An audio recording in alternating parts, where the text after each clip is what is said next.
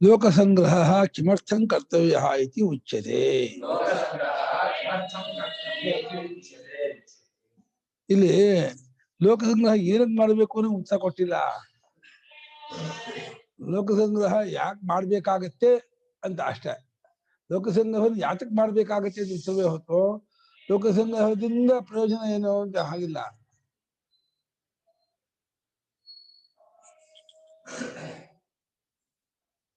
ಲೋಕ ಸಂಗ್ರಹವನ್ನ ಮಾಡ್ಬೇಕಾಗತ್ತೆ ಯಾಕೆ ಅಂದ್ರೆ ಜನರನ್ನ ಸನ್ಮಾರ್ಗದಲ್ಲಿ ಇರಿಸ್ಬೇಕಾಗತ್ತೆ ಯಾಕೆ ಅಂದ್ರೆ ನೀನು ಹೇಗೆ ನಡ್ಕೋತೀಯೋ ಜನ ಹಾಗೆ ನಡ್ಕೋತಾರ ಅದನ್ನ ಇರಿಸ್ಬೇಕು ಲೋಕ ಸಂಗ್ರಹ ಮಾಡೋ ಇದರಿಂದ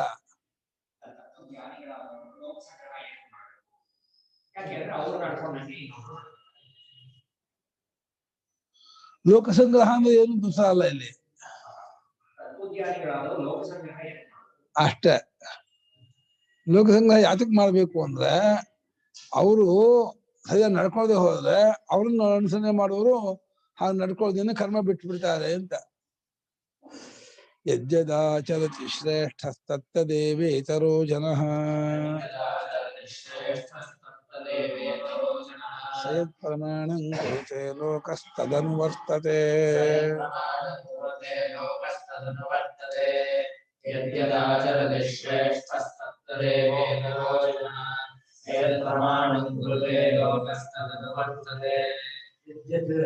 ಆಚರತಿ ಶ್ರೇಷ್ಠಃ ತತ್ ದೇವತರಃ ದೇವತರಃ ಭಾಷೆ ಮಾಡೋಣ ಏ ದೇವತರಃ ತತ್ತತ್ ಏವ ಇತರಃ ಜನಃ ಸಹ ಯತ್ ಪ್ರಮಾಣಂ ಧ್ಯಾನ ಮಾಡೋ ಏನಕ್ಕೆ ಲೋಕಃ ತತ್ ಅನುವರ್ತತೆ ಯಜ್ಜತೆ ತತ್ತತ್ ಇದೆ ಯಾವ್ದನ್ನ ಶ್ರೇಷ್ಠನಾದವನು ಅನುಸರಣೆ ಮಾಡ್ತಾನೋ ತತ್ತತ್ ಅದನ್ನೇ ಇತರನು ಲೌಕಿಕ ಸಾಮಾನ್ಯ ಜನರು ಕೂಡ ಅದನ್ನೇ ಮಾಡ್ತಾನೆ ಅಷ್ಟೇ ಸಹ ಅಂದ್ರೆ ಆ ಶ್ರೇಷ್ಠನಾದವನು ಯತ್ ಪ್ರಮಾಣ ಏನಯ್ಯ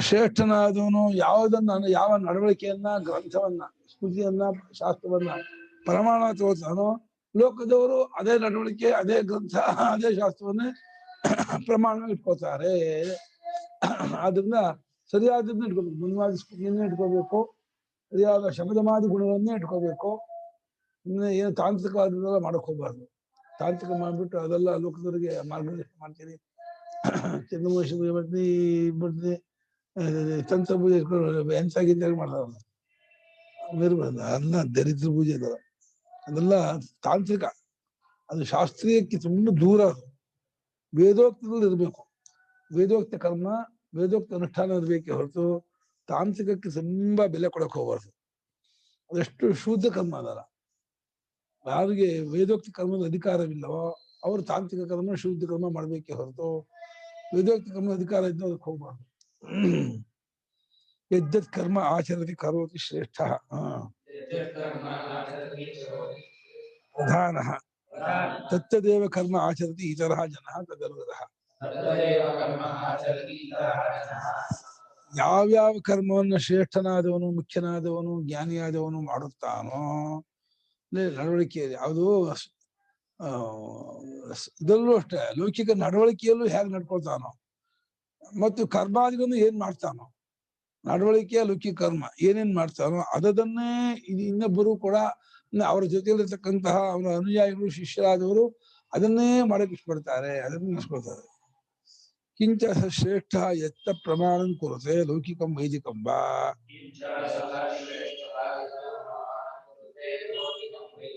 ತದನುವರ್ತತೆ.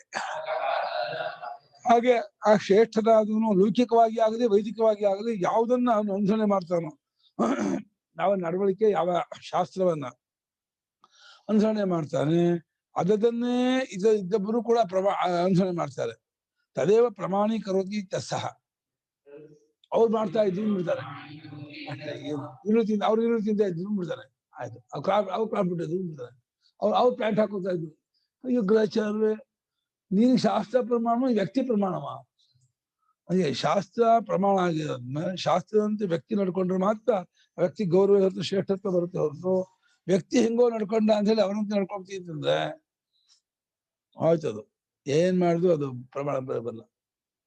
ಯಾವನೋ ಒಬ್ಬ ಎಕ್ಸೆಪ್ಷನ್ ಆಗಿ ಹೇಗೂ ಇರ್ಬಹುದು ನಮ್ಮ ಜ್ಞಾನಿ. ಆದ್ರೆ ಯಾವತ್ತೂ ಶಾಸ್ತ್ರ ಸಾರ್ವಕಾಲಿಕ ಶಾಸ್ತ್ರ ಸಾರ್ವಕಾಲಿಕ ಅಂತ ಸಂಪ್ರದಾಯದಿಂದ ಅದನ್ನು ಅಧ್ಯಯನ ಮಾಡಲಿಕ್ಕೆ ಹೊರತು ವೈಯಕ್ತಿಕ ದೇಹದ ಅವನ ಸ್ಥಿತಿ ತಕ್ಕಾಗಿ ಹೇಗೋ ಇರ್ತಾರೆ ಮಾಡ್ತಾನೆ. ಅವ್ರು ಉತ್ತರ ದೇಶದ ಜ್ಞಾನಿ ಒಂದ್ಸಲ ಇರ್ತಾರೆ, ಹೇಗೋ ಅದು ಅವ್ರು ಹಾಗಿದ್ದು ಅಂತ ನಾನು ಹಾಗಿರ್ಬೇಕು ಇಲ್ಲ. ನಿನಗೆ ಯಾವ ಒಂದು ಪರಂಪರೆ, ಒಂದು ಶಾಸ್ತ್ರ, ಒಂದು ವೈದಿಕ ನಡವಳಿಕೆ ಇದೆಯೋ ಅದನ್ನೇ ನಾನು ಅನುಸರಣೆ ಮಾಡಬೇಕು, ಅದರಂತೆ ಇರಬೇಕು. ಯದಿ ಅತ್ತತೆ ಲೋಕಸಂಗ್ರಹ ಕರ್ತವ್ಯತಾಯಾಂ ವ್ಯಪ್ರತಿಪತ್ತಿ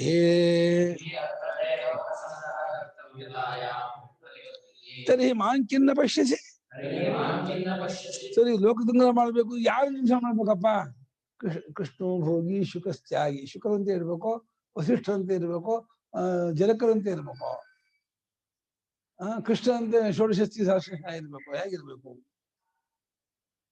ಅಂದ್ರೆ ಲೋಕಸಂಗ್ರಹ ಮಾಡುವ ಆ ವಿಷಯದಲ್ಲೂ 10 ತರಹ ಜ್ಞಾನಿಗಳು 10 ತರಹ ಇರ್ತಾರೆ.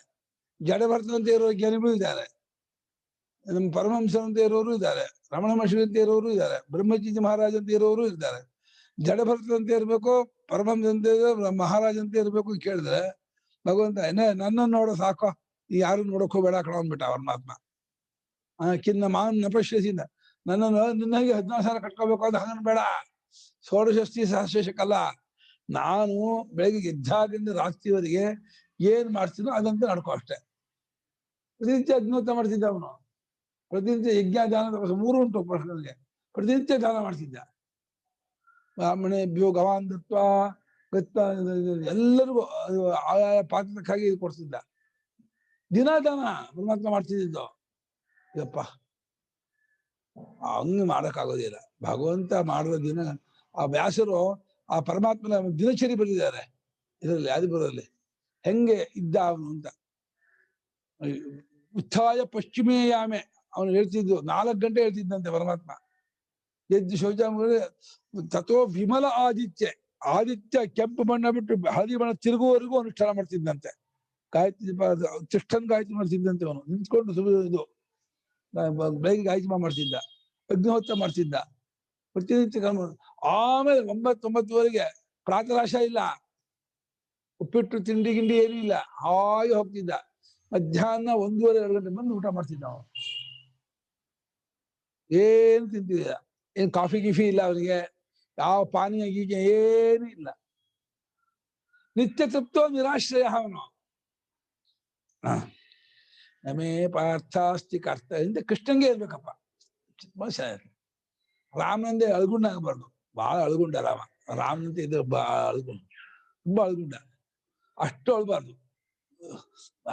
ಧೀರೋದಾತ್ತ ಸರಿ, ಮರ್ಯಾದ ಪುರುಷೋತ್ತಮ ಅದೆಲ್ಲ ಅದು ಭಾರಿ ಅಳ್ತಾ ಇಷ್ಟೊತ್ತು ಬಿಟ್ಟೆ ಹೆಂಡತಿಗೆ. ಅಯ್ಯಪ್ಪ 6-7 ಅಧ್ಯಾಯ ಒತ್ತು ಕಣ್ಣಲ್ಲಿ ಇಷ್ಟು ದಪ್ಪ ಆಗಿತ್ತು.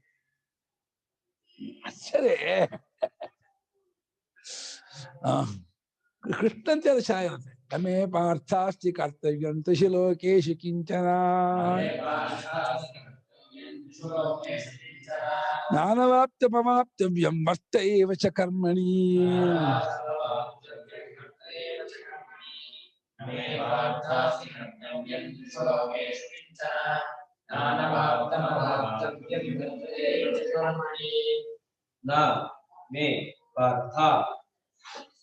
ಪಾರ್ಥಾಸ್ತಿ ಅಲ್ವಾ? ಕರ್ತವ್ಯಂ ತ್ರಿಷು ಲೋಕೇಶು ಕಿಂಚನ ನ नाप्तव्यम् ಹಾ अनवाप्तव्यम् नवाप्तम् आप्तव्यम् ಅವಾಪ್ತವ್ಯೋ ಅವಾಪ್ತವ್ಯಂ अवाप्तव्यम् वर्ता ಮರ್ತೇ एव च ಮೂರನೇ ಸಲ ಪಾಠ ಆಗ್ತಿರೋದು. ಏನ್ ಪಾಠ ಆಗ್ತದೆ ಏನಿದು ಬಾ ಬಾ ಬಾ ಬಾ.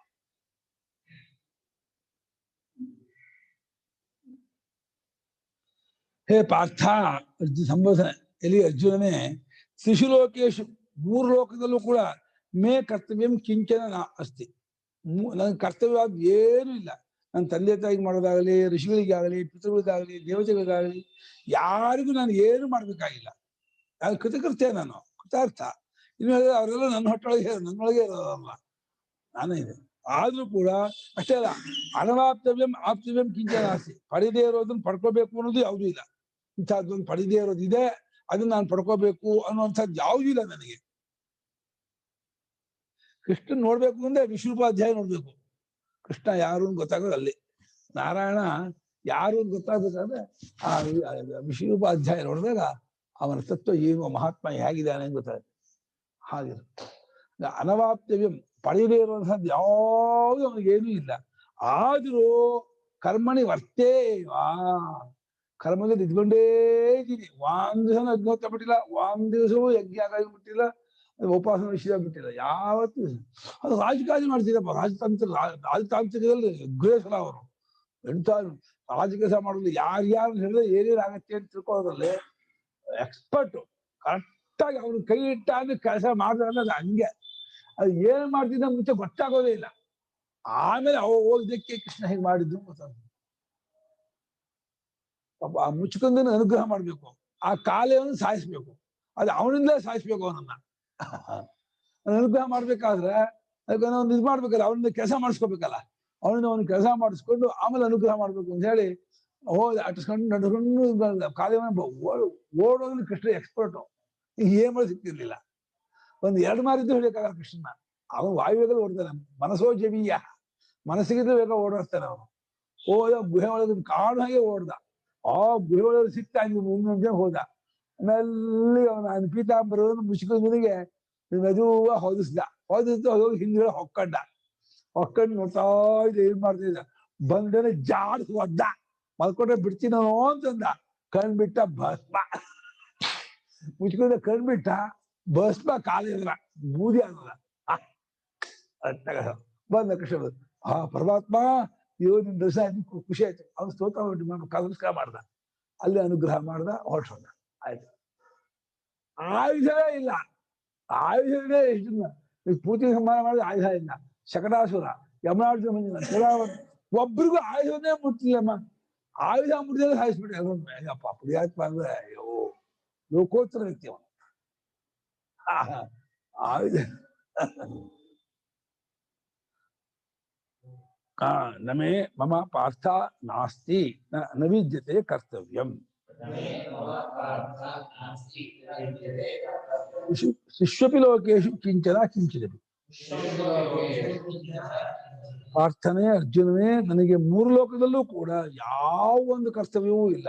ಮಾಡಲೇಬೇಕು, ನನಗೆ ಇದಾಗಲೇಬೇಕು ಅನ್ನುವಂತಹ ಒಂದು ಅಡಿಕ್ಷನ್. ಕರ್ಮದಲ್ಲಿ ಒಂದು ಪಾರತಂತ್ರತೆ, ಕರ್ಮ ಪಾರತಂತ್ರತೆ, ಫಲಾಧೀನತೆ, ಯಾವ ನಿರೀಕ್ಷಣೆ ಏನೂ ಇಲ್ಲ. ಎಂತ ಎಕ್ಸ್ಪೆಕ್ಟೇಷನ್ ಇಲ್ಲ. ಯಾರಂದ್ರೆ ಏನು ಆಗ್ಬೇಕಾಗೂ ಇಲ್ಲ. ಅವನು ಸ್ವಯಂ ಪರಿಪೂರ್ಣ. ಅವನು ಕೃಷ್ಣಸ್ತು ಭಗವಾನ್ ಸ್ವಯಂ, ಸಾಕ್ಷಾತ್ ಭಗವಂತ ನಾರಾಯಣನೇ ಪರಿಪೂರ್ಣ. ಅನ್ಯೇತು ಅವತಾರಾಹ ಅಂಶೇ ಕಲಾಹ, ಕೃಷ್ಣಸ್ತು ಭಗವಾನ್. ಎಲ್ಲಾ ಅವತಾರಗಳು ಅಂಶಾವತಾರಂತೆ. ಕೃಷ್ಣ ಅವತಾರ ಒಂದು ಪರಿಪೂರ್ಣ. ಯಾವ ಒಂದು ಇದಿಲ್ಲ, ವ್ಯಾಮೋಹ ಇಲ್ಲ, ತಪ್ಕೊಂಡಂತಿಲ್ಲ, ಅತ್ತಂತಿಲ್ಲ, ದುಃಖ ಪಟ್ಟಿದ್ದಿಲ್ಲ, ಭಯ ಇಲ್ಲ, ಭಯ ಗೊತ್ತಿಲ್ಲ, ಅತ್ತದ್ದಿಲ್ಲ, ದುಃಖ ಪಟ್ಟಿಲ್ಲ, ವ್ಯಾಮೋಹ ಇಲ್ಲ. ಏನು ಕಸ್ಮಾನ್, ಯಾಕೆ ಕರ್ತವ್ಯ ನನಗಿಲ್ಲ ಅಂದ್ರೆ ನಾ ಅನವಾಪ್ತಂ ಅಪ್ರಾಪ್ತಂ ಅವಾಪ್ತವ್ಯಂ ಪ್ರಾಪಣೀಯಂ. ಪಡೆದೇ ಇದ್ದದ್ದು ಇಂಥದ್ದೊಂದಿದೆ, ಕೊಯ್ನೂರು ವರ್ಷ ಪಡ್ಕೋಬೇಕು, ಇನ್ಯಾವುದೋ ಒಂದನ್ನು ತಗೋಬೇಕು. ಅಯ್ಯ ಯಾವ್ದು ಅಂತ ತಾನಾಗೆ ಬಂದು ಬೀಳ್ತಿತ್ತು ಪರಮಾತ್ಮಗೆ. ಮುಟ್ತಾ ಇದ್ದಿಲ್ಲ. ಆದ್ರೆ ಅದು ಭಾಗದ ಆ ಲಕ್ಷ್ಮಿ ನಿರಂತರವಾಗಿ ಪರಮಾತ್ಮ ಸೇವೆ ಮಾಡ್ತೀನಿ ಅಂತ ಕಣ್ಣೆತ್ತು ನೋಡ್ದೇನೆ ಹೋಗ್ತಾ ಇದ್ದಂತೆ ಅವ್ರು. ಅಯ್ಯೋ ಅಂತ. ಆ ಲಕ್ಷ್ಮಿಗಾಗಿ ಬ್ರಹ್ಮಾದಿ ದೇವತೆಗಳು ತಪಸ್ ಮಾಡ್ತಿದ್ರು, ಒಂಥರ ಕೃಪಾಕಟಾಕ್ಷ ಲಕ್ಷ್ಮಿ ಬಿಡ್ಲಿ ನನ್ನ ಮೇಲೆ ಕಾಯ್ತಾ ಇದ್ದಂತೆ. ಅಂಥ ಲಕ್ಷ್ಮಿಯನ್ನು ಕೂಡ ಏನು ವಿಶೇಷ ಹೋಗ್ತಾ ಇದ್ದ ಅವನು. ಪಾಪ ಅವಳು ಇವಾಗ ಸಿಗ್ತಾಳೆ ಯಜಮಾನರು ಕಾಲು ಒತ್ತೀನಿ, ಇವಾಗ ಸಿಗ್ತಾಳೆ ಕಾಲು ಒತ್ತೀನಿ ಅಂತ ಒದ್ದಾಡ್ತಾ ಇದ್ಲು ಪಾಪ, ಕೈ ಕಾಲು ಒತ್ತ. ಅವಳಿಗೆ ಏನೋ ಒಂದು ಸೇವೆ ಮಾಡಕ್ ಬೇಕು. ಆ ಪುಣ್ಯಾತ್ಮನಿಗಾಗಿ ಬೆಳಗ್ಗೆ ಸಂಜೆವರೆಗೂ ಫುಲ್ ಬ್ಯುಸಿ ಅವನು, ಒಂದು ಕ್ಷಣ ಸಿಗ್ತಿರ್ಲಿಲ್ಲ. ಬೇಜಾರೋ ಯಾರೋ ಬಂದ್ಬಿಟ್ಟು ಬೈಕೋತಿದ್ದಂತೆ ಲಕ್ಷ್ಮಿ, ಅಯ್ಯ ಕೆಸಾಲ ಅವರಿಗೆ ಬಂದ್ ಮೂರತಿ ಹೊತ್ಕೋತಾರೆ. ಅವಳಿಗೆ ಚಾನ್ ತಪ್ಪ ಹೋಗುತ್ತಲ್ಲ ಅಂತ. ಆಗ ಯಾರು ಬಂದ್ಬಿಟ್ರೆ ಕೋಪ ಬೇಜಾರೋ ಅದು ಏನು ತೋರ್ಸ್ಕೋ ಹಾಗಿಲ್ಲ, ಕೃಷ್ಣ ಮುಂದೆ ತೋರ್ಸ್ಕೋ ಹಾಗಿಲ್ಲ, ಜನ ಮುಂದೆ ತೋರ್ಸ್ಕೋ ಆಗಲ್ಲ.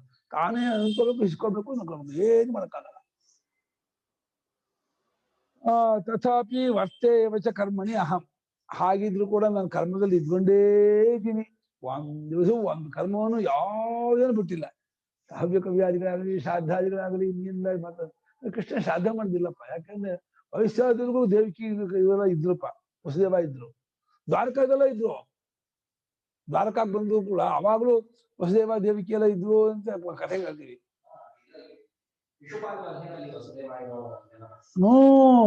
ತುಂಬಾ ಸೇರ್ತಾರಪ್ಪ. ಬಹುಶಃ ಕೃಷ್ಣ ಹೋಗೋರ್ಗು ಇರ್ತಾರೆ ಅಂತ ಕಾಣುತ್ತೆ ಪರಂಧಾಮಕ್ಕೆ.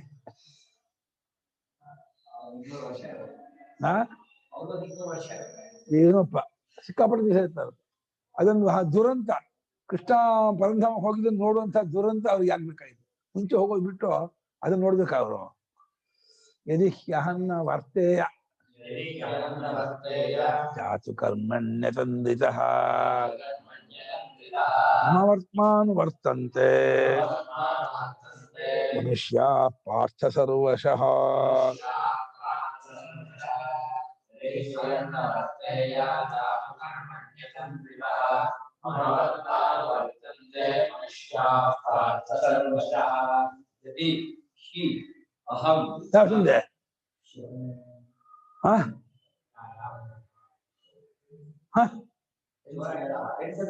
ಭಯ ನನಗೆ, ಹೌದು ಅಲ್ವ ಅಂತ.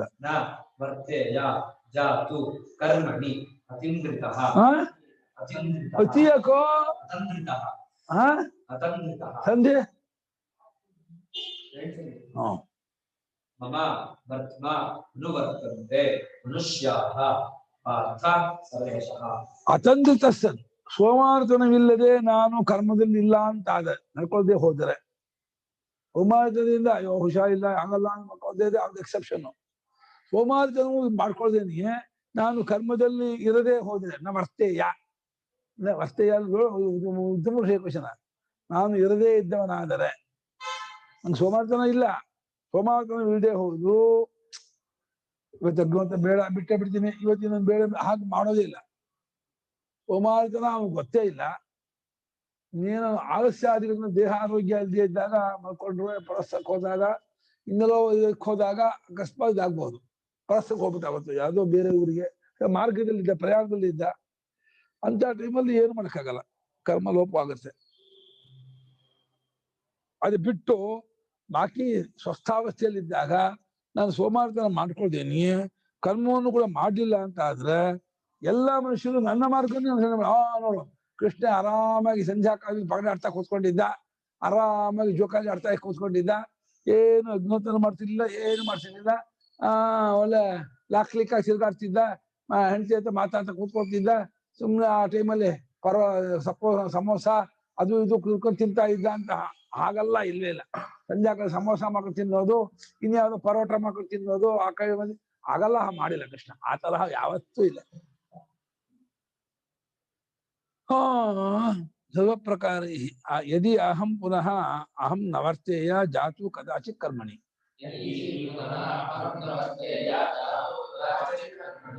ಅತಂದ್ರಿತಃ ಅನಲಸನ್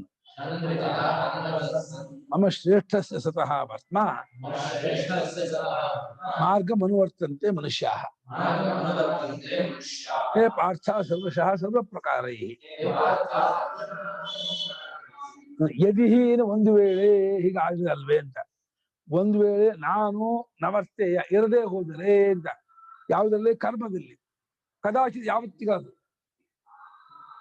ಕರ್ಮದಲ್ಲಿ ಯಾವತ್ತಿಗಾದ್ರೂ ನಾನು ಇರದೇ ಹೋದರೆ, ನಡ್ಕೊಳ್ದೆ ಹೋದರೆ ಯಾವ್ದಿದ್ದವಾಗಿ ಅತಂತ್ರಿತವಾಗಿ ಆಮೇಲೆ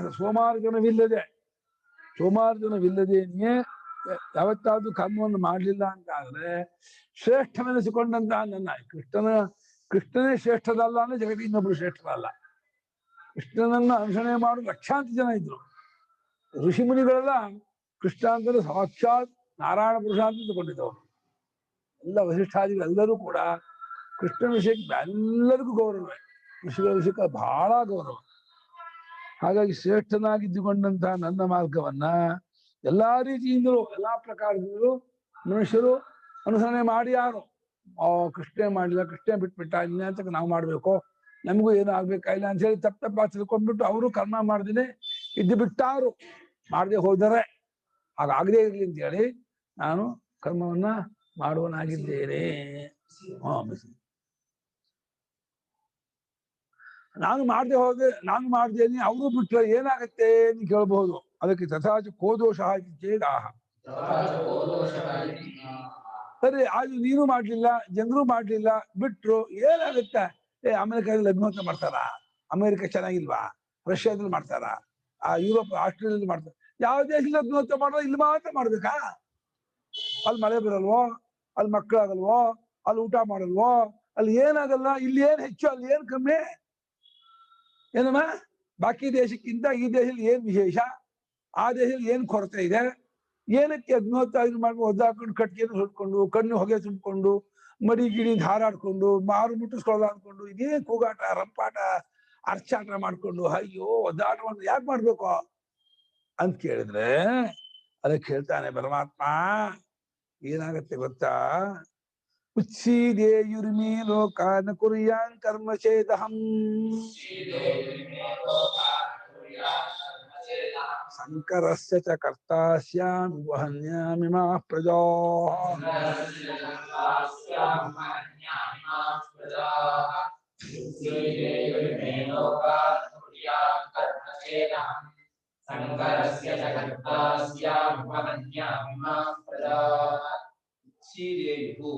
इमे लोकाः न कुर्याम् कर्म चेत् अहं संकरस्य च कर्ता स्यात् उपहन्याम्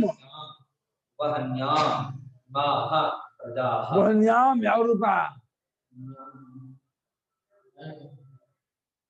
ನಿತ್ಯಕೃಷ್ಣನ ಕ್ರಿಯಾಪದ. ಕ್ರಿಯಾಪದ ಯಾವ ರೂಪ? ಲಿಂಗ ಅಂದ್ರೆ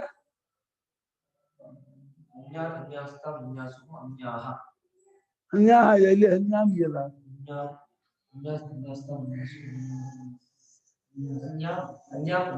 ಅನ್ಯಾಸಮ್ಮ ಅನ್ಯಾಸ ಹಾಗೆ ಆಶಿಲಿಂಗು ಅನ್ಯಭನ್ಯಾಮ್ ಕೊಂದೇನು ಹಾಸ ಮಾಡಿಯೇನು. ಅದು ಸಂಕರ ಯಾಕಾಗುತ್ತೆ? ಸಂಕರಕ್ಕೂ ಸಂಬಂಧ ಏನೋ? ಪರಮಾತ್ಮ ಏನೋ ನಾನು ಕರ್ಮ ಮಾಡದೆ ಹೋದ್ರೆ ಬಾಕಿ ಯಾರು ಕರ್ಮ ಮಾಡ್ದೇನೆ ಎಲ್ಲ ಲೋಕವಲ್ಲ ಹಾಳು ಹೋದೀತು. ಉತ್ಸೀದೇಯು ಅಂದ್ರೆ ವಿನಶ್ಯೇಯು ಅಂತ. ಲೋಕವಲ್ಲ ನಾಶವಲ್ಲ. ಸೀದತಿ ಶರ್ಮ ವಿಶರಣ ಸೀದತಿ ಸೀದೇತಾಂ ಸೀದೇಯು ಹೋದವುಗಳಾಗಿ ಆದಾವು, ಹಾಳಾಗಿ ಹೋಗಿಬಿಟ್ಟಾವು. ನಾನೇನಾದ್ರೂ ಕರ್ಮ ಮಾಡದೆ ಇದ್ದ ಪಕ್ಷದಲ್ಲಿ ಲೋಕಗಳೆಲ್ಲವೂ ಹಾಳಾಗಿ ಹೋದಾವು. ಇದೀ ಅಹಂ ಕರ್ಮ ನ ಕುರ್ಯಾಂ ಚೇತ್, ನಾನು ಕರ್ಮವನ್ನು ಮಾಡಲಿಲ್ಲ ಅಂತ ಆದರೆ ಲೋಕಗಳೆಲ್ಲವೂ ಹಾಳಾಗಿ ಹೋದಾವು. ಅಷ್ಟೆಲ್ಲ ಸಂಕರವನ್ನು ಕೂಡ ಮಾಡಿಬಿಟ್ಟೇನು, ಮಾಡಿದವನಾದೇನು. ಸಂಕರ ಯಾಕಾಗತ್ತೆ ಅಂದ್ರೆ ಕರ್ಮವೇ ವರ್ಣಾಶ್ರಮ ವ್ಯವಸ್ಥೆ ಅಂದ್ಕೊಂಡಿರೋದು. ಕರ್ಮ ಇಲ್ಲದೆ ಹೋದ್ರೆ ಆ ವರ್ಣಾಶ್ರಮಕ್ಕೆ ಬೆಲೆ ಇಲ್ಲ. ಹಂಗೆ ಶಮೋದಮಸ್ತು ಬ್ರಾಹ್ಮಣ ಕರ್ಮ, ಶೌದಂ ತೇಜೋ ಕ್ಷತ್ರಿಯ ಕರ್ಮ, ಕೃಷಿ ಗೌರಕ್ಷವಾದ ಕರ್ಮ. ವರ್ಣಾಶ್ರಮಕ್ಕೆ ಕರ್ಮ ಇದೆಯಲ್ಲ, ಕರ್ಮ ಆ ವ್ಯವಸ್ಥೆ ಮಾಡುತ್ತೆ. ಅದು ವರ್ಣವನ್ನು ಹಿಡಿಯುತ್ತೆ, ಆಶ್ರಮವನ್ನು ಹಿಡಿಯುತ್ತೆ, ಆ ನಡವಳಿಕೆಯನ್ನು ಹಿಡಿಯುತ್ತೆ. ಕರ್ಮ ಮಾಡದೆ ಹೋದ್ರೆ ಸಾರ್ವತ್ರಿಕವಾದ ಒಂದು ಆಶ್ರಮ ಭಾಗವಾಗಿ ಕರ್ಮ ಇಲ್ಲ ಅಂತ ಆದ್ರೆ ಯಾವ ಪಶುಗಳಿಗೂ ಮನುಷ್ಯರಿಗೂ ವ್ಯತ್ಯಾಸ ಇರಲ್ಲ. ಧರ್ಮೋ ಹಿ ತೇಷಾಂ ಅಧಿಕೋ ವಿಶೇಷ ಧರ್ಮೇನ ಹೀನಾಹ. ಕರ್ಮದಿಂದಲೇ ವರ್ಣಾಶ್ರಮ ಮತ್ತೆ ವ್ಯವಸ್ಥೆ. ವಿದೇಶದಲ್ಲಿ ಏನಾಗಿದೆ ಅಂದ್ರೆ ಅಲ್ಲೂ ಮಳೆ ಬರುತ್ತೆ, ಅಲ್ಲೂ ಮಕ್ಕಳಾಗ್ತಾರೆ, ನಮಗೂ ಶ್ರೀಮಂತರು, ಆದರೆ ವ್ಯವಸ್ಥೆ ಇಲ್ಲ. ಸಾಮಾಜಿಕ ವ್ಯವಸ್ಥೆ, ಕೌಟುಂಬಿಕ ವ್ಯವಸ್ಥೆ ಇಲ್ಲ. ಕೌಟುಂಬಿಕ ವ್ಯವಸ್ಥೆ ಇಲ್ಲ ಅಂತ ಆದ್ರೆ ಮನುಷ್ಯನಿಗೆ ವ್ಯವಸ್ಥೆಯೇ ಮನುಷ್ಯನ ಚಿತ್ತಶುದ್ಧಿ ಕೊಡೋದು, ಅಧ್ಯಾತ್ಮ ಕರ್ಕೊಂಡು ಹೋಗೋದು. ಮತ್ತೆ ಅಲ್ಲೂ ಎಷ್ಟೋ ಜನ ಇದಾರಲ್ಲ ಅಧ್ಯಾತ್ಮ ಯಾವುದೋ ಇಂದಿನವರೇ ಪುಣ್ಯವಶಾತ್ ಅಲ್ಲಿ ಹೋಗಿ ಹುಟ್ಟಿ ಪಾಪದಿಂದ ಅವರು ಮುಂದುವರಿಸಿದ್ದಾರೆ ಹೊರತು ಆ ನಡವಳಿಕೆಗೆ ಚಿತ್ತಶುದ್ಧಿ ಆಗಲ್ಲ. ಆ ಸ್ವೇಚ್ಛಾಚಾರಕ್ಕೆ ಚಿತ್ತಶುದ್ಧಿ ಆಗೋದಿಲ್ಲ. ಚಿತ್ತಶುದ್ಧಿ ಆಗ್ಬೇಕಾದ್ರೆ ವಿವೇಕ ವೈರಾಗ್ಯ ಇರಬೇಕು, ಭಗವದ್ಭಕ್ತಿ ಪ್ರಧಾನವಾದ ಕರ್ಮಾನುಷ್ಠಾನ ಇರಬೇಕು. ಸ್ವೇಚ್ಛಾಚಾರ ಆದ್ರೆ ದೇಹವೂ ಹಾಳಾಗುತ್ತೆ, ಇಂದ್ರಿಯೂ ಹಾಳಾಗುತ್ತೆ, ಮನಸ್ಸು ಹಾಳಾಗುತ್ತೆ, ಪ್ರಕೃತಿಯೂ ಹಾಳಾಗುತ್ತೆ. ಹಾಗಾಗಿ ಆ ವರ್ಣಾಶ್ರಮದ ಕರ್ಮಗಳನ್ನ ಅನುಸರಣೆ ಮಾಡದೆ ಹೋದ್ರೆ ಸಂಕರ ಜಾತಿ ಹುಟ್ಕೊಂಡ್ಬಿಡತ್ತೆ. ಇನ್ನು ಯಾರು ಏನ್ ಬೇಕಾದ್ರೂ ಎಲ್ಲಿ ಬೇಕಾದ್ರೂ ಇರ್ಬೋದು, ಮಲಗಬಹುದು ಅಂತ ಆಗ್ಬಿಡತ್ತೆ. ಯಾರ ಜೊತೆ ಬೇಕಾದ್ರೂ ಯಾರು ಯಾರು ಬೇಕಾದ್ರೂ ಮಲ್ಕೋಬಹುದು, ಏನ್ ಬೇಕಾದ್ರೂ ಮಾಡ್ಬೋದು ಅಂತ. ಅದು ತುಂಬಾ ಹಾರಿಬಲ್. ಅದು ಏನ್ ಮಾಡುದು? ಮನುಷ್ಯ ಸಂಪತ್ತಿದೆಯಲ್ಲ, ಸಂಪತ್ತಿ ನೆಮ್ಮದಿ ಕಾರಣ ಅಲ್ಲ. ಅಮೆರಿಕದ ಬೇಕಾದ ಸಂಪತ್ತಿರ್ಬೋದು, ನೆಮ್ಮದಿ ಇರಲ್ಲ. ಆ ನೆಮ್ಮದಿಗೆ ಕಾರಣ ಮನಸ್ಸಮಾಧಾನ, ವಿವೇಕ. ವಿವೇಕ ವೈರಾಗ್ಯಾದಿಗಳು ಸಮಾಧಾನಕ್ಕೆ, ಸುಖ ಕಾರಣವೇ ಹೊರತು ಭೌತಿಕವಾದಂತಹ ಅನುಕೂಲತೆ ಒಂದೇ. ನಮ್ಗಿಂತ ತುಂಬಾ ಸುಂದರವಾದ ದೇಶ ಇರ್ಬೋದು, ಕಾಡುಗಳು ತುಂಬಾ ಜಾಸ್ತಿ ಇರ್ಬೋದು, ಅಲ್ಲಿ ಧೂಳೆ ಇಲ್ಲದೆ ಇರ್ಬೋದು, ಅದು ಒಬ್ರಿಗೊಬ್ರು ತಂಟೆಗೆ ಬರದೇ ಇರ್ಬೋದು, ಏನೇ ಇನ್ನಂತೆ ಹೊಗಳ್ಬೋದು, ಎಲ್ಲ ಮಾಡ್ಬೋದು. ಆ ಮಾನಸಿಕ ಸ್ಥಿತಿ ಇದೆಯಲ್ಲ, ಆ ತೊಳಲಾಟ, ಅದು ತಿಳಿಸ್ಕೋಕ್ಕಾಗದೇ ಇರೋದು. ನಮ್ಮವರಿಗೆ ಏನಿದ್ದು ಸರಿ ಇಲ್ಲದೆ ಆರಾಮಿರ್ತಾರೆ. ಧಾರ್ಮಿಕ ಪುರುಷರು. ಧಾರ್ಮಿಕ ಪುರುಷನಿಗೆ ಹೋದ್ರೆ ಧಾರ್ಮಿಕ ಪುರುಷನಿಗೆ ಮನಸ್ಸಮಾಧಾನ ಬರೋ ಹಾಗೇನಿಗೆ ಪ್ರಾಕೃತಿಕ ಪುರುಷನಿಗೆ ಬರೋದಿಲ್ಲ. ಪ್ರಾಕೃತಿಕ ಪುರುಷನಿಗೆ ತೊಳಲಾಟ ಜಾಸ್ತಿ, ಜಂಜಾಟ ಜಾಸ್ತಿ. ಈ ಸಂಕರ ಜಾತಿಯನ್ನು ಕೂಡ ಮಾಡಿದವನ ಆದೇನು ಅವಾಗ ಈ ಎಲ್ಲಾ ಪ್ರಜೆಗಳು ಹಾಳ ಹೋದವರಾದರು, ಹಾಳ ಹೋಗಿಬಿಟ್ಟಾರು. ಅದು ಮಾಡ್ಬಿಟ್ಟು ಆಗ್ಬಿಡ್ತೀನಿ. ಅದನ್ನ ನಾನು ಅನುಗ್ರಹಕ್ಕಾಗಿ ಹೊರಟವನು, ಇದು ನನ್ನ ಸ್ವಭಾವಕ್ಕೆ ಇದು ವಿಪರೀತ ಇದೆ, ವಿರುದ್ಧ ಇದೆ ನಾನು ಹೀಗೆ ಮಾಡೋದು. ಉಚ್ಛೀದೇಯು ವಿನಶ್ಯೇಯು ಮೇ ಸರ್ವೇ ಲೋಕಾಃ. ಯಾಕೆ? ಲೋಕಸ್ಥಿತಿ ನಿಮಿತ್ತಸ್ಯ ಕರ್ಮಣ ಅಭಾವಾತ್ ನ ಕುರ್ಯಾಂ ಕರ್ಮ ಚೇದಹಂ. ಕರ್ಮ ಬರೀ ನಮ್ಮ ಆತ್ಮೋದ್ಧಾರಕ್ಕಷ್ಟೇ ಅಲ್ಲ, ಲೋಕಸ್ಥಿತಿಗೂ ಕಾರಣ ಅಂತ ಇದ್ದಾರೆ. ಯಾಕೆಂದ್ರೆ ಹಿಂದೆ ಚಕ್ರ ಹೇಳಿದಲ್ಲ, ಆ ಚಕ್ರ ಐವಂ ಚಕ್ರ ಲೋಕಸ್ಥಿತಿಗೆ ಕಾರಣವಾಗಿರ್ತಕ್ಕದ್ದು. ಕರ್ಮವು ಆತ್ಮೋದ್ಧಾರಕ್ಕೂ ಕಾರಣ, ಲೋಕಸ್ಥಿತಿಗೂ ಕಾರಣ. ಹೀಗೆ ಅಗ್ನಿಹೋತ್ರದಿಂದಲೇ ಸೃಷ್ಟಿ ಅಂತ ಹೇಳುತ್ತೆ ಶ್ರುತಿ. ಅಗ್ನಿಹೋತ್ರದಿಂದ ಆದಂತಹ ಸೃಷ್ಟಿ ಯಾರಿದೆಯೋ ಅವ್ರಿಗೆ ಸೃಷ್ಟಿ ಪ್ರಪಂಚ ಬಹಳ ಸುಂದರವಾಗಿ ಕಾಣುತ್ತೆ. ಯಾರಿಗೆ ಪಾಪಕರ್ಮ ನಿಮಿತ್ತವಾಗಿ ಸೃಷ್ಟಿ ಇರುತ್ತೋ, ನಮಗೂ ಸೃಷ್ಟಿಯಾಗಿದೆ ಪ್ರಪಂಚ, ಅಗ್ನಿಹೋತ್ರಿಗೂ ಪ್ರಪಂಚ ಕಾಣುತ್ತೆ. ಅದೇ ಅಗ್ನಿಹೋತ್ರಿಗೆ ತೋರುವ ಪ್ರಪಂಚ ಬಹಳ ರಮಣೀಯವಾಗಿ, ಸುಂದರವಾಗಿ, ಬಹಳ ಚೆನ್ನಾಗಿರುತ್ತೆ, ಆಪ್ಯಾಯವಾಗಿ ಪ್ರೆಸೆಂಟ್ ಆಗಿರುತ್ತೆ. ಪಾಪಿಗಳಿಗೆ ಪ್ರಪಂಚ ದುಃಖಮಯವಾಗಿ, ಭಯಮಯವಾಗಿ, ರೋಗಮಯವಾಗಿ ಕಾಣುತ್ತೆ. ಅದೇ ಪ್ರಪಂಚ ಪಾಪಿಗಳಿಗೂ ಕನಸು ಬರುತ್ತೆ, ಪುಣ್ಯಾತ್ಮರಿಗೂ ಕನಸು ಬರುತ್ತೆ. ಅವರ ಕನಸು ಅವ್ರು ಹೇಗಿರುತ್ತೆ, ಇವ್ರ ಕನಸು ಹೇಗಿರುತ್ತೆ. ಯದ್ಯಪಿ ತತ್ವದೃಷ್ಟಿಯಿಂದ ಎರಡು ಕನಸು ಇರ್ಬೋದು, ಸುಳ್ಳು ಇರ್ಬೋದು. ಪುಣ್ಯಾತ್ಮರಿಗೆ ತೋರುವ ಜಗತ್ತೇ ಬೇರೆ ತರಹ, ಅವರ ದೃಷ್ಟಿಯೇ ಬೇರೆ, ಅವರ ಮನೋಸ್ಥಿತಿಯೇ ಬೇರೆ, ಅವರ ಜೀವನವೇ ಕ್ರಮವೇ ಬೇರೆ, ಆನಂದವಾಗಿರ್ತಾರೆ. ಧರ್ಮರಾಜ ಯದ್ಯಪಿ ಲೋಕದೃಷ್ಟಿಯಿಂದ ಸೋತು ರಾಜ್ಯ ಕಳ್ಕೊಂಡು ಎಲ್ಲ ಕಾಡಿಗೆ ಹೋಗುವ, ಹುಲ್ ಮೇಲೆ ಫಸ್ಟ್ ಕ್ಲಾಸ್ ನಿದ್ದೆ ಮಾಡ್ತಿದ್ದ ಅವನು.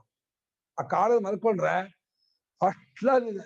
ದುರ್ಯೋಧನಿಗೆ ಸುಪ್ಪತ್ತಿಗೆ ಮೇಲೆ ನಿದ್ದೆ ಬರ್ತಿರ್ಲಿಲ್ಲ. ದುರ್ಯೋಧನ ರಾಜ್ಯ ಗೆದ್ಕೊಂಡೆ, ಪಾಂಡವ ಕಸ್ಕೊಂಡೆ ಅಂತೇಳಿ ಸುಪ್ಪತ್ತಿಗೆ ಮಲ್ಕೊಂಡ್ರು, ಚುಚ್ತಾ ಇತ್ತು ಅವನಿಗೆ, ನಿದ್ದೆನೆ. ಅವನು ದಿನ ಹೇಳ್ಕೊತಿದ್ದ, ಕರ್ಣ ನಿದ್ದೆನೆ ಬರಲಾಕಣೋ, ನಿದ್ದೆನೆ ಬರ್ತಿದ್ದ. ಯಾಕೆಂದ್ರೆ ಸುಖಂ ಕ್ಷವಮತಶ್ಯೇತೆ ಅವಮಂತಾನ ಕದಾಚನ. ಮನಸ್ಪತಿ ಅವಮಾನ ಮಾಡಿಸ್ಕೊಂಡು ಚೆನ್ನಾಗಿ ನಿದ್ದೆ ಮಾಡ್ತಾರಂತೆ, ಅವಮಾನ ಮಾಡುವವನಿಗೆ ನಿದ್ದೆ ಬರಲ್ಲಂತೆ. ಯಾರು ಅವಮಾನ ಮಾಡ್ತಾರೋ ಅವಮಾನ ಮಾಡುವವನಿಗೆ ನಿದ್ದೆ ಬರಲ್ಲ. ಯಾಕೆಂದ್ರೆ ಇನ್ನೂ ಚುಚ್ಚಲಿಲ್ಲ ಅಂತ ಆ ಯೋಚನೆ ಇದ್ಬಿಟ್ಟು ಅವನಿಗೆ ಏನ್ ಮಾಡುದಿಲ್ಲ. ಅವಮಾನ ಮಾಡಿಸ್ಕೊಂಡವನು ಎಲ್ಲ ಪಾಪವನ್ನು ಕಳ್ಕೊಂಡ್ಬಿಡ್ತಾನಲ್ಲ, ಚೆನ್ನಾಗಿ ನಿದ್ದೆ ಮಾಡ್ತಾನೆ, ಚೆನ್ನಾಗಿ ಊಟ ಮಾಡ್ತಾನೆ, ಚೆನ್ನಾಗಿರ್ತಾನೆ. ಹಾಗಾಗಿ ಅವಮಾನ ಮಾಡಿಸ್ಕೊಂಡು ಆಯ್ತು ಅಂತ ಹೇಳಿ ಬೀಜ ಅಂದ್ರೆ ತಪ್ಪು ಮಾಡ್ದೇನೆ ಅವಮಾನ ಮಾಡ್ತಾರಲ್ಲ, ಅದು ಇನ್ನೂ ಜಾಸ್ತಿ ಪಾಪ ಹೋಗುತ್ತೆ. ತಪ್ಪು ಮಾಡಿದಾಗೂ ಅವಮಾನ ಆಗುತ್ತೆ, ಅವಮಾನಿಸ್ಬೋದು, ಅದು ಪಾಪ ಕಾಲ ಆಗುತ್ತೆ. ಏನ್ ಬರೀತಿದ್ಯಾ? ಸುಖ ಮುಖ್ಯವಾದ ಬರೀತಿದ್ಯಾ? ಯಾವಾಗ ಮನೆ ಹೋಗಿ ಕೊಡ್ತಾ ಇದೆಯಾ?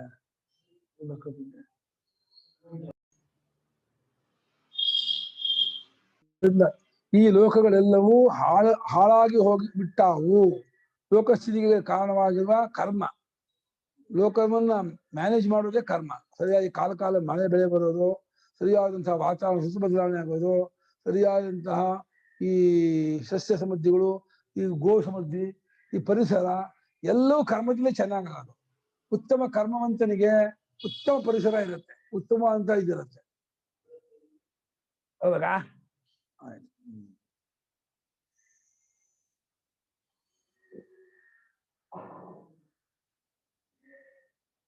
ಕರ್ಮವನ್ನು ನಾನು ಮಾಡದೇ ಇದ್ದರೆ, ಇಂಥ ಕರ್ಮ ಲೋಕಸ್ಥಿತಿಗೆ ನಿಮಿತ್ತವಾಗಿರುವ ಕರ್ಮವನ್ನು ನಾನು ಮಾಡದೆ ಹೋದರೆ ಲೋಕವನ್ನೆಲ್ಲ ನಾನು ಹಾಳು ಮಾಡಿದವನಾದೇನು, ನಾನಾಗೆ ಕೈಯಾರಾಗಿ ಹಾಳು ಮಾಡಿಬಿಟ್ಟೆ ಆಗತ್ತೆ. ಇಂಥ ಸಂಕರ ಕರ್ತ ಸ್ಯಾಮ್ಲಿಕೇನು ಬೈಲೇ ಇಲ್ಲ ವಾಚಿಕಾರರು. ಮೂಲ ಪದ ಹಾಗೆ ಇಟ್ಬಿಟ್ರು. ಈ ಹ್ಯಾಕ್ ಸಂಕರ ಆಗತ್ತೆ ಕರ್ಮ ಮಾಡದೆ ಹೋದ್ರೆ, ಸಂಕರ ಕಾರಣ ಏನು, ಅದು ಒಂದು ಕಾರಣ ಕೊಡ್ಲೇ ಇಲ್ಲ ಇವರು ಆಚಾರ್ಯರು. ಕೊಡ್ಬೇಕಾಯ್ತು ಇಲ್ಲಿ. ಇದಕ್ಕೆ ಹೇಗೆ ಕರ್ಮ ಮಾಡದೆ ಇದ್ ಮಾತ್ರ ಸಂಕರಕ್ಕೆ ಹೇಗೆ ಕಾರಣವಾಗತ್ತೆ ಅನ್ನೋ ಪ್ರಶ್ನೆ ಹಾಕೊಂಡು ಏನು ಬರ್ಲಿಲ್ಲ. ಬಾಯಿ ಅರ್ಥ ಮಾಡ್ಕೊಳ್ಳಿ ನೀವೇ ಅಂತ ಇಷ್ಟೆಲ್ಲ ಬರ್ದಿದ್ದೀನಿ, ನೀವೇ ಊಹೆ ಮಾಡ್ಕೊಳ್ಳಿ ಅಂದ್ಬಿಟ್ರು. ಏನ ಕಾರಣೇನ ಉಪಹನ್ಯಾಮಿ ಮಾ ಪ್ರಜಾಃ, ಆ ಕಾರಣದಿಂದ ಅಂದ್ರೆ ಆ ರೀತಿ ಲೋಕವನ್ನು ಹಾಳು ಮಾಡೋದು, ಸಂಕರ ಮಾಡೋದು, ಈ ಎರಡು ಕಾರಣದಿಂದ ಈ ಪ್ರಜೆಗಳನ್ನು ನಾನು ಹಾಳು ಮಾಡಿದ್ರು ನಾನು ಬಿಡ್ತೀನಿ. ಪ್ರಜಾನಾಂ ಅನುಗ್ರಹಾಯ ಪ್ರವೃತ್ತಃ ತದ್ಭವತಿಂ ಕುರ್ಯಾಂ ಇತಿ ಮಮ ಈಶ್ವರಸ್ಯ ಅನನ್ಯರೂಪಮಾಪದ್ಯೇತ. ನಾನು ಅವತಾರ ಮಾಡಿದ್ದೆ ಪ್ರಜೆಗಳಿಗೆ ಅನುಗ್ರಹವಾಗಲಿ ಅಂತ. ಪರಿತ್ರಾಣಾಯ ಸಾಧೂನಾಂ ವಿನಾಶಾಯ ಅದಕ್ಕೆ ಬಂದವ ನಾನು. ಅದಕ್ಕೆ ಬಂದಂತಹ ನಾನು ಈ ರೀತಿ ನಡ್ಕೊಂಡೆ ಅಂದ್ರೆ ಅದಕ್ಕೆ ಅನನುಗುಣವಾಗಿ ನಡ್ಕೊಂಡವನಾಗ್ತೀನಿ. ಅನುಗ್ರಹಕ್ಕಾಗಿ ಹೊರಟಂತಹ ನಾನು ಅದಕ್ಕೆ ಉಪಹತಿಯನ್ನ, ಪೀಡೆಯನ್ನ, ತೊಂದರೆಯನ್ನ, ಕಷ್ಟವನ್ನ ಕೊಟ್ಟಂತವನಾಗುತ್ತೇನೆ. ಇದು ಈಶ್ವರನಾಗಿರ್ತಕ್ಕಂತಹ ನನಗೆ ಅನನುಗುಣವಾದ ವರ್ತನೆ. ಇದು ನನಗೆ ಒಪ್ಪಿಗೆ ಆಗುವ, ನನಗೆ ಸಮ್ಮತವಾದ ಒಪ್ಪಿಗೆ ನಡವಳಿಕೆ ಅಲ್ಲ. ಇದು ವಿರುದ್ಧವಾದ, ಈಶ್ವರನಾಗಿದ್ದುಕೊಂಡು ಲೋಕಕ್ಕೆ ಕ್ಷೇಮಕ್ಕಾಗಿ ಕಲ್ಯಾಣಕ್ಕಾಗಿ ಬಂದಂತಹ ನನಗೆ ಈ ರೀತಿ ನಡ್ಕೊಳ್ಳೋದು ತಪ್ಪಾದ ನಡವಳಿಕೆ, ಅನನುಗುಣವಾದ ನಡವಳಿಕೆ ಆಗುತ್ತೆ. ಹಾಗೆ ನಡ್ಕೊಳ್ಳೋದಿಲ್ಲ. ಬರೋದು ಕಷ್ಟವೂ ಇಲ್ಲ ಕರ್ಮ ಮಾಡೋದಕ್ಕೆ. ಯಾರು ಕಷ್ಟ ಇಲ್ಲ ಕರ್ಮ ಮಾಡಕ್ಕೆ? ದೇಹಾಭಿಮಾನ ಇದ್ದೀನಿ ಕರ್ಮ ಮಾಡಕ್ ಕಷ್ಟ. ದೇಹಾಭಿಮಾನ ಇದ್ದೀನಿ ಏನು ಕಷ್ಟ ಇಲ್ಲ ಕರ್ಮ ಮಾಡಕ್ಕೆ. ಸಂತೋಷ ಆಟ ಆಡೋ ಮಾಡ್ತಾರೆ. ನಾವು ಕೂಡ ಬರೀತಾರೆ ಶ್ರೇಷ್ಠ ಇಲ್ಲ. ನಾವು ಆಟ ಆಡೋಕೆ ಎಷ್ಟು ಸಂತೋಷ ಪಡ್ತೀವೋ, ಪೂಜೆ ಮಾಡೋಕೆ ಅಷ್ಟು ಸಂತೋಷ ಪಡ್ತೀವಿ ಅಂತಂದ್ರೆ ಭಗವದ್ಭಕ್ತಿ ಚೆನ್ನಾಗಿ ಗುರಿದೆ ಅಂತ ಅರ್ಥ ಅವನಿಗೆ. ಆಟ ಆಡೋಕೆ ಸಂತೋಷ ಪಡುವಷ್ಟು, ಮೊಬೈಲ್ ನೋಡ್ತೀವಲ್ಲ ಟೇಸ್ಟ್ ಮಾಡ್ತಾರೆ, ಅಷ್ಟು ಸಂತೋಷದಿಂದ ಪೂಜೆ ಮಾಡೋದಾದ್ರೆ, ಅಷ್ಟು ಸಂತೋಷದಿಂದ ಸ್ತೋತ್ರ ಹೇಳೋದಾದ್ರೆ, ಸ್ತೋತ್ರ ಭಜನೆ ಎಲ್ಲವನ್ನೂ ಭಗವತ್ ಸಂಬದ್ಧವಾದದ್ದು ಏನನ್ನಾದ್ರೂ ನೀವು ಇಷ್ಟಪಟ್ಟು ಆಟ ಆಡುವ ಹಾಗೆ ನೀವು ಅದನ್ನು ಮಾಡಿದೆ ಅಂತಂದ್ರೆ ಒಳ್ಳೆ ಭಗವದ್ಭಕ್ತಿ ಊರಿದೆ ಅವನಿಗೆ. ಅದಕ್ಕೆ ಹಾಗೆ ಮಾಡ್ತಿದ್ದಾನೆ. ಬರುತ್ತದೋ ಅದು ಯಾವ್ದು ಬರುತ್ತೆ ಆ ಥರ ಬರುತ್ತಾ? ಹಾಗೆ ಭಜನೆ ಬರುತ್ತಾ? ಅಲ್ಲ, ಸುಳ್ಳೆಲ್ಲ ಹೇಳ್ಬಾರ್ದು. ಅದು ಇನ್ನೊಂದು ಪಾಪ ಅಲ್ವಾ. ಕ್ರಿಕೆಟ್ ಆಡ್ತಿದ್ರೆ 10 ಗಂಟೆ ಹೋದ್ರೆ 1 ಗಂಟೆವರೆಗೂ ಆಟ ಆಡ್ತಿದ್ದೀವಿ ನಾವು ಕ್ರಿಕೆಟ್. ಗೊತ್ತಾ? ಮತ್ತೆ ಯಾವಾಗ ಮುದುಕಿನ ಕಾಗಲ್ಲ ಅಂತ ಹೇಳ್ತಿದ್ಯಾ? ಆಶ್ಚರ್ಯ. 90 ಮುದುಕಿನ ಗಂಟೆ ಆಡಕ್ಕಾಗಲ್ಲ ನೀನ್ ಹೇಳ್ತಾರೆ. ಆಟ ಆಡಕ್ ಹೋದ್ರೆ ಟೈಮೇ ಗೊತ್ತಾಗಲ್ಲ. ಪುನಃ ಅಹಮಿವ ತ್ವಂ ಕೃತಾರ್ಥ ಬುದ್ಧಿ ಆತ್ಮವಿತ್ ಅನ್ಯೋವ ತಥಾಪಿ ಆತ್ಮನಃ ಕರ್ತವ್ಯಾಭಾವೇಪಿ ಪರಾನುಗ್ರಹೇವ ಕರ್ತವ್ಯ ಇತ್ಯಾಹ ಭಗವಾನ್. ಒಂದು ವೇಳೆ ನೀನು ಕೂಡ ಅರ್ಜುನ, ಓ ಕೃಷ್ಣ ಕೃತಾರ್ಥ ಜ್ಞಾನಿ, ನಾನು ಕೂಡ ಕೃತಾರ್ಥ ಜ್ಞಾನಿ, ಕೃತಾರ್ಥ ನಂಗೆ ಯಾತಕ್ಕೆ ಬೇಕು ಅಂತ ಹಾಗೆ ಅನ್ಕೊಳ್ಳೋದಾದ್ರೆ, ಆ ರೀತಿ ಯೋಚನೆ ಮಾಡುವುದಾದರೆ, ಅಹಮಿವ ಅಂದ್ರೆ ಮಾಮಿವ ಅಂತ ನನ್ನಂತೆ ಅಂತ. ಅಹಮಿ ಇವಕಾರ ಹೇಳಿದ್ದಾನೆ, ನಾನು ಹೇಗೋ ಹಾಗೆ ಅಂತ. ನೀನು ಕೂಡ ಕೃತಾರ್ಥ ಬುದ್ಧಿ, ಕೃತಾರ್ಥ ಬುದ್ಧಿ ಯಶ ಸಹ ಕೃತಾರ್ಥನಾಗಿದ್ದೀನಿ ಕೃಷ್ಣ. 2ನೇ ಅಧ್ಯಾಯದಲ್ಲಿ ನಿರ್ದೇಶ ಮಾಡಿದೆಯಲ್ಲ ಆ ಸ್ಥಿತಪ್ರಜ್ಞೆ ಲಕ್ಷಣ. ಕೇಳ್ತಾ ಕೇಳ್ತಾ ಕೇಳ್ತಾ ನಾನು ಸಮಾಧಿಗೆ ಹೋಗ್ಬಿಟ್ರೆ ಜ್ಞಾನ ಆಗ್ಬಿಡ್ತು ಅಂತ ಹಾಗೇನಾದ್ರೂ ನೀನು ಆಭಾಸವಾಗಿ ಅಂದ್ಕೊಂಡ್ಬಿಟ್ರೆ, ಸುಳ್ಳಾಗಿ ಅಂದ್ಕೊಂಡ್ಬಿಟ್ರೆ, ನಿಂಗೆ ಆಗಿಲ್ಲ ನನ್ಗೆ ಗೊತ್ತು ನೀನ್ ಪೆದ್ದ ಅಂತ, ಅದು ಹಾಗೆ ಅನ್ಕೊಂಡ್ಬಿಟ್ಟೆ ಇಟ್ಕೊ. ಅನ್ಕೊಂಡ್ಬಿಟ್ಟೆ ಅಂತ ಆದ್ರೆ ಅದು ಇನ್ನೂ ಯಾರು ಇವತ್ತು ಲೋಕದಲ್ಲಿ ಇವತ್ತು ಈ 2020ನೇ ಇಸ್ವಿ ಡಿಸೆಂಬರ್ 5ನೇ ತಾರೀಕು ಕೂಡ ಯಾರಾದ್ರೂ ನಾನು ಜ್ಞಾನಿಯಾಗಿದ್ದೀನಿ, ನಾನು ಏನು ಮಾಡ್ಬೇಕಾಗಿಲ್ಲ ಅಂತ ಅನ್ಕೊಂಡ್ರು, ಅವನಿಗೆ ನಿಜವಾಗಿ ತನಗೆ ಕರ್ತವ್ಯ ಎಂಬುದು ಇಲ್ಲವಾದರೂ ತಸ್ಯಾಪಿ ಆತ್ಮನಃ ಕರ್ತವ್ಯ ಅಭಾವೇ, ಅವನಿಗೂ ತನಗೇನು ಕರ್ತವ್ಯ ಅನ್ನೋದು ಇಲ್ಲವಾದರೂ ಇನ್ನೊಬ್ಬರ ಅನುಗ್ರಹ ಅನ್ನುವಂತಹ ದೃಷ್ಟಿ ಇಟ್ಕೊಂಡು ಮಾಡಲೇಬೇಕೋ. ಅವನಿಗೂ ಒಂದು ಮಸ್ಟ್ ಅಂಡ್ ಶುಡ್ ಅಂತ ಇದ್ದಾನೆ ಪರಮಾತ್ಮ. ಅವನಿಗೊಂದು ಯಾರಿಗ ಜ್ಞಾನಿಯೂ ಕೂಡ ಪರಾನುಗ್ರಹಕ್ಕಾಗಿ ನಿತ್ಯಕರ್ಮವನ್ನು ಮಾಡಬೇಕು. ಕಾಮ್ಯಕರ್ಮ ಅಲ್ಲ, ನಿತ್ಯಕರ್ಮವನ್ನು ಅವಶ್ಯ ಮಾಡಲೇಬೇಕಾದ್ರೆ ಒಳ್ಳೆಯ ಗುಣ. ಶ್ರದ್ಧೆಯಿಂದ ಭಕ್ತಿಯಿಂದ ಅವರು ಕೂರಿಸ್ಕೊಂಡು ನಮ್ಮ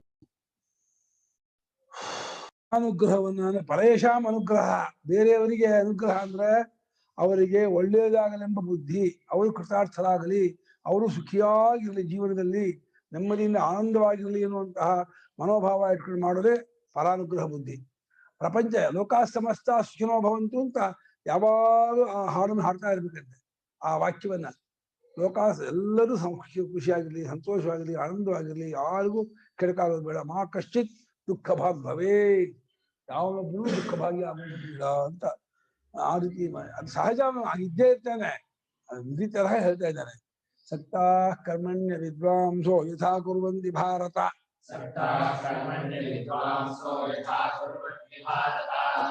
ವಿದ್ವಾಂಸ ಸಕ್ತಃ ಲೋಕ ಸಂಗ್ರಹಂ.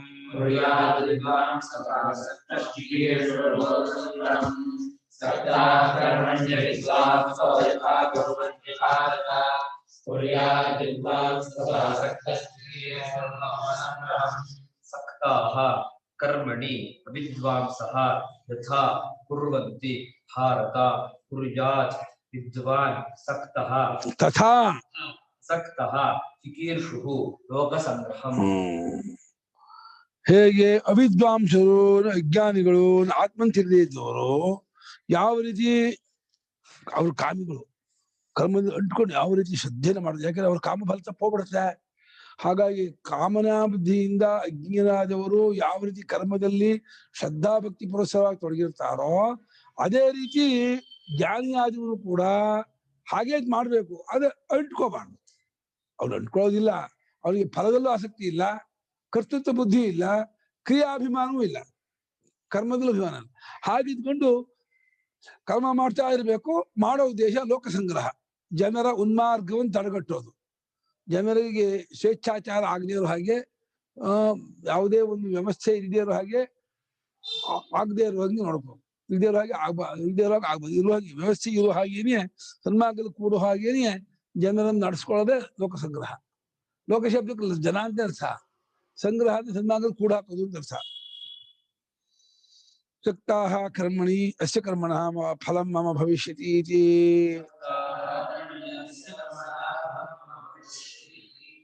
ಅವಿದ್ವಾಂಸಃ ಯಥಾ ಕುರ್ವಂತಿ ಭಾರತ ಕುರ್ಯಾತ್ ವಿದ್ವಾನ್ ಆತ್ಮವಿತ್ ತಥಾ ಅಸಕ್ತಸ್ಸನ್. ಸಕ್ತರಾಗಿ ಅಂಟ್ಕೊಂಡು ಅವ್ರಿಗೆ ಬಹಳ ಆ ಕಾಮ್ಯಕರ್ಮ ಮಾಡುವವರಿಗೆ ಏನಾದ್ರೂ ಸಣ್ಣ ಪುಟ್ಟ ಲೋಪ ಆದ್ರೂ ಎಷ್ಟು ಬೇಜ ಮಕ್ಕೋತಾರೆ ಗೊತ್ತಾ.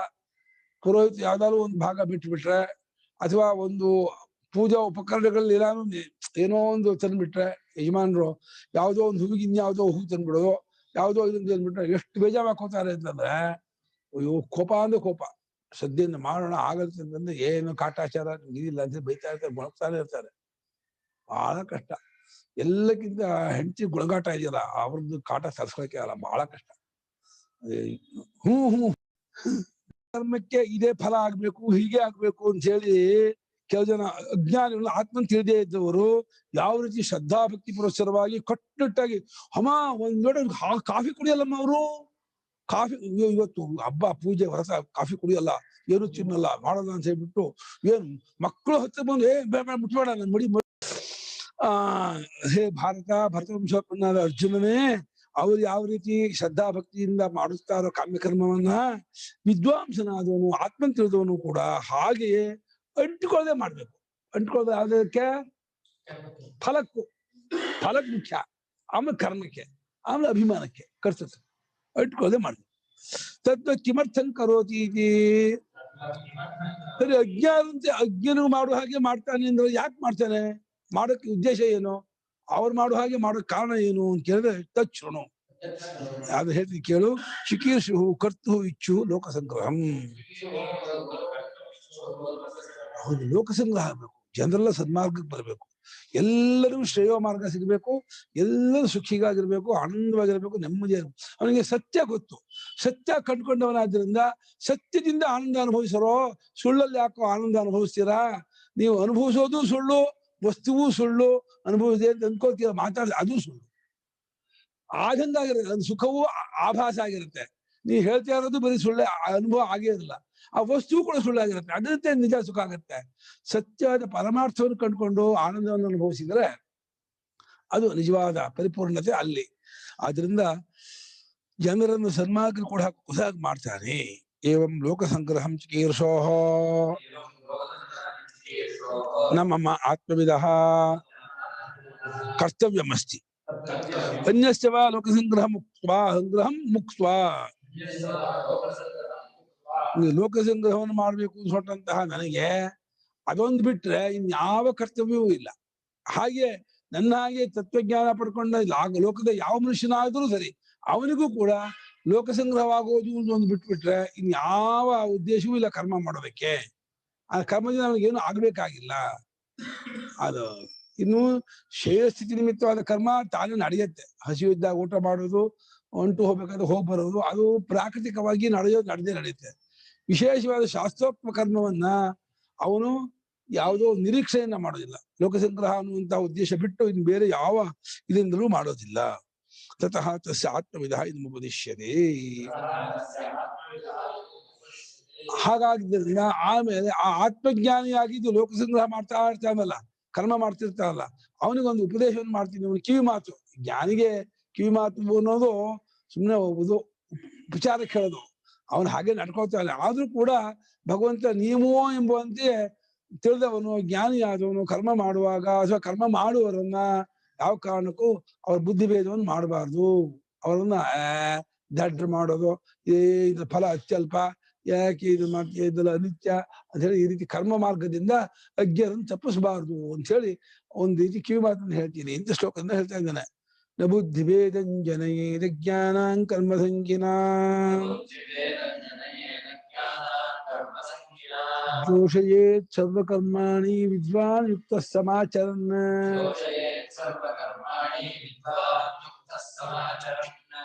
ಬುದ್ಧಿವೇದಂ ಜನಯೇತ್ ಜ್ಞಾನಾಂ ಕರ್ಮಸಂಗಿನಾಂ ಜೋಷಯೇತ್ ಸರ್ವಕರ್ಮಾಣಿ ವಿದ್ವಾನ್ ಯುಕ್ತಃ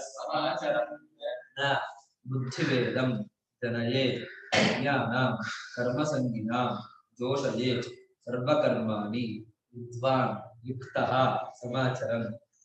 ಜನಯೇತ್ ಯಾವುದು ಧಾತು? ಜನಯತಿಯ ಜನಯತ್ ಜನಿಪಾದ ಲಟ್ಟಾಗ ಜಾಯತೆ ಜನಯತ್ ಹೆಂಗಾಗತ್ತ? ನಿಚ್ಚು ಪ್ರೇರಣಾರ್ಥ ಜನಯತಿ. ಪ್ರೇರಣಾರ್ಥ ಬಂದಾಗ ಜನಯತಿಯಾಗಿ ಜನಯೇತ್ ಆಗತ್ತೆ. ಜನಿ ಪ್ರಾದುರ್ಭಾವಕ್ಕೆ ಬಿಧಿಲಿಂಗ ಆಶ್ರಯ ಹೆಂಗ್ ಬರುತ್ತೆ? ಜಾಯೇತ. ಅದು ಆತ್ಮನೇ ಪದ ಆಗ್ಬಿಡತ್ತೆ. ಪರಸ್ಮೈ ಪದವಾದ್ರೆ ನಿಚ್ಚು, ನಿಚ್ಚಾದ್ರೆ ಪರಸ್ಮೈ ಪದವಾಗುತ್ತೆ. ನಿಚ್ಚ ಪರಸ್ಮೈ ಪದ, ನಿಚ್ಚದ ಆತ್ಮಪದ ಉಂಟು, ಇಲ್ಲಿ ಪರಸ್ಮೈ ಪದ ಆಗತ್ತೆ. ಅದ ಅಣ್ಯಂತದಲ್ಲಿ ಇದು ಆತ್ಮೀಯ ಪದವೇ, ಜನಿ ಪ್ರಾದುರ್ಭಾವ.